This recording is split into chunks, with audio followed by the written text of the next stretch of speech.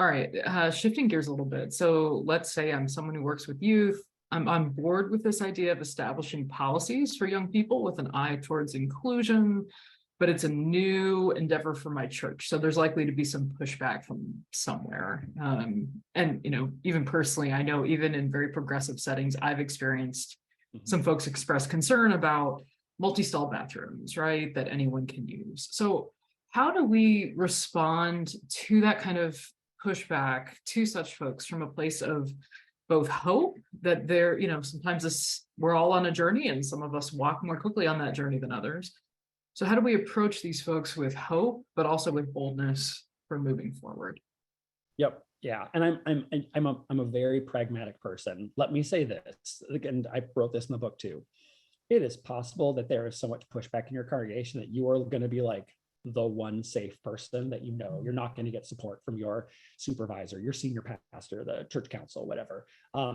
You being a helpful, supportive person in the midst of a larger congregation that maybe is not there can be a good thing in and of itself. And then you can think and talk about how to grow and expand that so it is your youth ministry, that it is your whole congregation. This is once again where leading with values is incredibly important. And part of this conversation really goes back to, again, who are we as a community and what do we value and what do we believe and what's the way in which we live that out. Before I worked for GLAD, I worked for the Lutheran LGBTQ advocacy organization. Now it's called Reconciling Works. And part of the job was to help congregations go through a process where they would make a statement of welcome that included LGBTQ people or people of all sexual orientations and gender identities. They have a really good toolkit for how to get to that process. And for them, the end result is making the statement and getting it adopted. But the faith-based community organizing that goes into that process is incredibly helpful, and can also be, how do we start this quietly with a core group of people that I know are supportive and that I know are on board? How do I do an assessment of where I think the congregation really is and what realistically we can do to move that forward?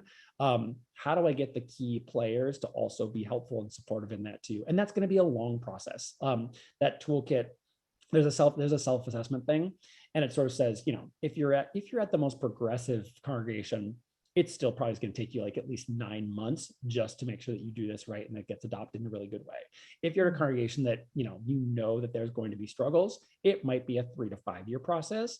But the more you continue doing this, like small groups, one-on-ones, talking to people, introducing these ideas of how our values, our beliefs, our scripture also point to welcome, inclusion, advocacy, human dignity for LGBTQ people, we can get there. And again, perfectly pragmatic, I would be fine with a super low bar, right?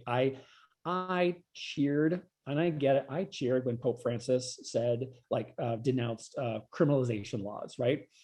Maybe just saying people shouldn't be arrested or killed, it's a very low bar.